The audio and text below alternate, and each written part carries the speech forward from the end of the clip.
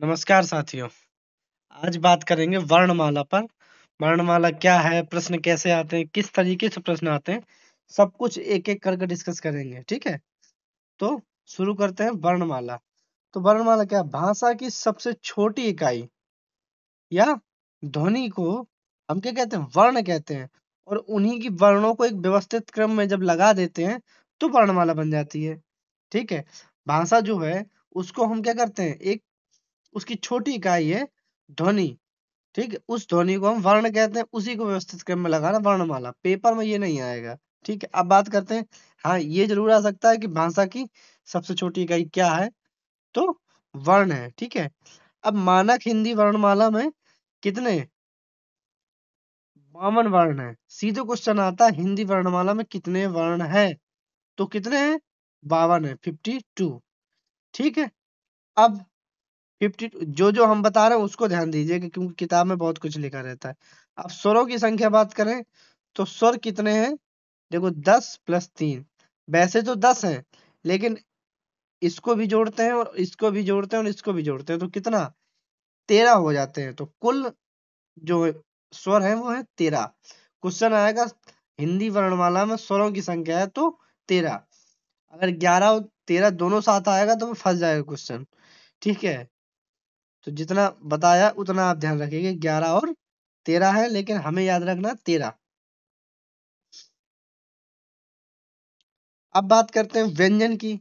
ये तो हमारे हो गए स्वर। ठीक है, दो ही चीज होती हैं, स्वर और व्यंजन। अब का वर्ग, का खा गा घा ङ, चा वर्ग, टा वर्ग, ता वर्ग, पा वर्ग। तो ये 5 वर्ग हैं। इन पांचों वर्गों को कहते हैं स्पर्श व्यंजन। क्या कहते हैं? स्पर्श व्यंजन। तो पेपर में आता है कि स्पर्श व्यंजनों की संख्या है। तो ये 5 वर्ग हैं, तो पांचों वर्गों की में 5 5 है, तो क्या हो कितने हो गए? ये 25 हो गए। तो स्पर्श व्यंजन कितने हो गए? तो 25 और 13 इतने अभी हमने वर्णों की बात कर ली है। ठीक है, इसके बाद ठीक है, कभी कभी ये भी क्वेश्चन आता है द्विगुण व्यंजन। ठीक है, तो डा और ढा जिसमें नीचे बिंदी लगी होगी उसे कहते हैं द्विगुण व्यंजन। ठीक है, अब इसके बाद आता अंतस्थ व्यंजन। इनकी संख्या है 4। ठीक है, अंतस्थ व्यंजन सीधे पूछता अंतस्थ व्यंजनों की संख्या है, या सीधे लिखे रहेंगे या रा ला वा। ठीक है, उल्टा उल्टा सीधा करके भी लिख सकते हैं, यहाँ वहां करके भी लिख सकते हैं। पूछेंगे इनमें से कौन अंतस्थ व्यंजन है, तो इस तरीके से पूछ सकता है। तो हमें याद रखना है कि ये 4 हैं और कौन है? या रा ला वा। ठीक है, अब इसके बाद आता ऊष्म व्यंजन। तीनों सा आएंगे और एक अकेला हा। सा सा हा, सा हा। ठीक है, तो ऊष्म व्यंजन इनकी भी संख्या है 4। ठीक है, तो कितने हो गए? पहले हमने कहा 13। ठीक है, फिर कहा 25, 4 4 8। तो इनको सबको काउंट कर लेना है। ठीक है, 8 5 13 3, तो ये हो गए 46। कितने हो गए? अभी तक हमने 46 वर्णों की बात कर ली है। इसके बाद कौन आता है? ये आते हैं संयुक्त व्यंजन छा, त्रा, ग्रा और स्रा। ठीक है, छा, ता, छा, त्रा, ज्ञा और स्रा। अब छा जो है, ठीक है, छा जो है वो बनता है का और सा से। पेपर में सीधे आता है। इसको ध्यान रखें। ये कैसे लिखा है? लिखा है का मतलब छोटा, और सा कैसा है? पूरा है। ठीक है, इस चीज को ध्यान रखिए। का छोटा है, ये क्योंकि पेपर में कई तरीके से आता है। जैसे ऐसे भी आएगा, दोनों ऐसे आएंगे विकल्प में। पूछेगा छा किससे बना, तो दोनों में। लेकिन हमें याद रखना है, वो कई बार आएगा दोनों में ऐसे लिख दे का और सा। ठीक है, दोनों ऐसे लिख देगा। कई बार क्या लिख देगा? का पूरा लिखेगा, सा में हलंत लगाएगा। इस तरीके से विकल्प आते हैं। तो हमें विकल्प याद रखना है ये वाला, कि का हमारा क्या है? आगे वाला वर्ण हमेशा आधा होगा और पीछे वाला वर्ण पूरा होगा। चारों में यही है। आगे वाला वर्ण आधा, हलंत का मतलब होता है आधा। ठीक है, और पीछे वाला वर्ण होता है पूरा। तो ये हो गया छा का। इसके बाद ये ता का, इसके बाद ये ज्ञा का, और इसके बाद ये श्रा का। श्रा, ज्या, ज्या पढ़ते हैं, ठीक है, लेकिन ज्ञा पढ़ते हैं हम लोग। त्रा। तो ये संयुक्त अक्षर है, और सॉरी अक्षर नहीं, व्यंजन है। अक्षर भी आता है, ठीक है, अक्षर ही है। संयुक्त व्यंजन है, और ये पेपर में आते हैं, ठीक है। तो इनको भी अच्छे से आप समझ लीजिए, ठीक है। तो और दो इनको मिला देंगे, 46 4 50 हो गया, और दो इनको मिलाएंगे तो पूरा कितना हो गया, 52 हो गया, 52, ठीक है। तो इस तरीके से हिंदी में कुल मिला के 52 वर्ण है, जिनको इस तरीके से काउंट कर लिया जाता है। हमने पहले पढ़ा स्वर, स्वर है 13, ठीक है। और स्वर हमने बता दिया कि 10 11 भी आ सकता है, ठीक है, 11 भी आ सकता है, क्योंकि उसमें ऋषि जोड़ा जाता है, ये नहीं जोड़े जाते हैं तो, ठीक है। तो 13 भी आएगा विकल्प, लेकिन हमें याद रखना 13, इसके बाद 25 ये, दो ये, 25 2 27, ठीक है, 4 4 4 4 ये, ठीक है। तो इस तरीके से पूरे 52 हो गए। अब अब आता है ह्रस्व स्वर कौन है, दीर्घ स्वर कौन है, ठीक है। तो ह्रस्व स्वर जिनकी एक एक बार बोलने में हो जाए, ठीक है। आ ई उ। दीर्घ जिसमें थोड़ा जोर लगाना पड़े, ठीक है, बड़ा आ, बड़ी ई, बड़ा उ, ए ओ औ, ठीक है। तो ये प्लतु। प्लतु क्या है, जिसमें बहुत देर तक, जैसे बोला राम, ठीक है, तो उसमें क्या है कि थोड़ा समय लगता है, ठीक है, इस वजह से उसे कहते हैं, इस वजह से उसे कहते हैं प्लतु। तो पेपर में नहीं आएगा, लेकिन हमें जानना जरूरी है कि ह्रस्व क्या है, दीर्घ क्या है, प्लतु क्या है। ह्रस्व बता दिया, दीर्घ बता दिया, प्लतु बता दिया। अब कौन से सर कौन से स्वर जीभ के अग्र भाग से बोले जाते हैं, कौन से मध्य भाग से, कौन से पश्च भाग से, ठीक है। ये है इतना सब कुछ, लेकिन ये सब पेपर में आता नहीं है। पेपर में जो आता है उसको हम बताते हैं, ठीक है, क्योंकि हमें पेपर पास करना, ना कि हमें विद्वान बनना है। ये जरूर आता है कि कौन सा कहाँ से बोला जाता है, ठीक है। तो इसको हम समझते हैं ट्रिक से, जो हमने लिखी हुई है, ठीक है। देखिए इसमें लिखा हुआ ट्रिक, ठीक है, पूरी हर चीज आपको समझ में आएगा, ठीक है। देखिए पहले लिखा है आ और आ, ठीक है, और का वर्ग और हा, ठीक है। इतनी चीजें, छोटा बड़ा का वर्ग, का वर्ग क्या, का वर्ग अभी बताया था हमने, ठीक है, दोबारा बता दे रहे हैं। ये लिखा हुआ है का वर्ग, चा वर्ग, टा वर्ग, ता वर्ग, पा वर्ग। इस तरीके से इन्हीं इन्हीं को बता रहे हैं हम। का वर्ग कहा तो पूरे पांचों वर्ण आएंगे, ठीक है। चा वर्ग कहा तो पूरे पांच आएंगे, टा में 5 आएंगे, ठीक है। तो इस तरीके से पूरे पूरे वर्ग के पूरे पूरे अक्षर आएंगे या वर्ण आएंगे, ठीक है।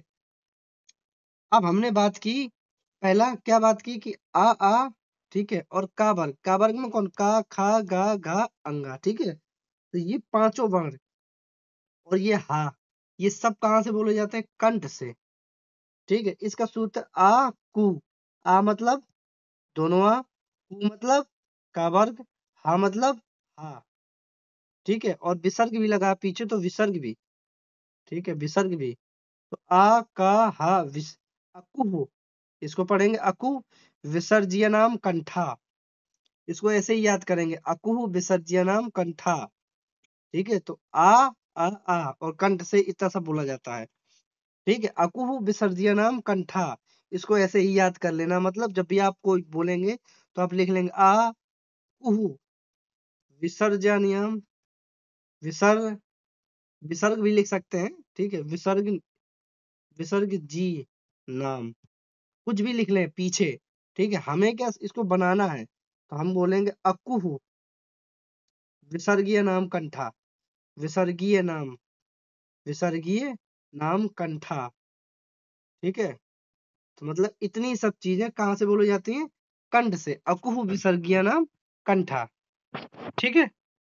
तो इतनी सब चीजें, अब आपको मान लो बड़ा आ गया, पूछेगा बड़ा कहाँ से बोला जाता है, आप बता देंगे कंठ से बोला जाता है। इसके बाद इचू यसा नाम तालु, इचू यसा नाम तालु लिखेंगे, ई चू यसा नाम, यशा ना, ये बिंदी लगी है तो ऐसे भी लिख सकते हैं, यस, इचू यसा नाम तालु, ठीक है। कहाँ से बोला जाता है? तो इचु यसा नाम तालु।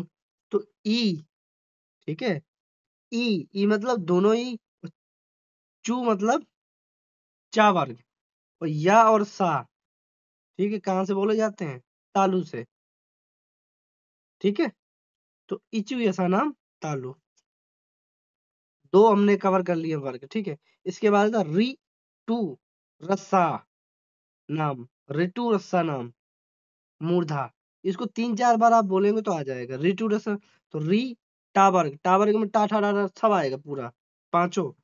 और रा और सा कहाँ से बोले जाते हैं? तो मूर्धा से बोले जाते हैं, ठीक है। अभी ये बता देंगे तालु क्या है, मूर्धा क्या है, दांत क्या है, सब बता देंगे। फिर इसके बाद है ऋतु रस्सा नाम दंता। तो री, ठीक है, तावर्ग ला और सा, ठीक है, ला और सा, तो ये सब बोले जाते हैं दंत से, ठीक है। तो ऋतु राम, ऋतु लशाना दंता, ठीक है। फिर है उपपद्दी नाम ओष्ठा, उपपद्मानीय ओष्ठा। जिस तरीके से जैसे भी याद हो, उल्टा सीधा कुछ भी, हमें याद करने से कोई मतलब, हमें तो बस ट्रिक पता होनी चाहिए कि ऊ आया तो पा वर्ग आया, तो ऊ और पा वर्ग, इतना सब कहाँ से बोला जाता है? ओठ से बोला जाता है।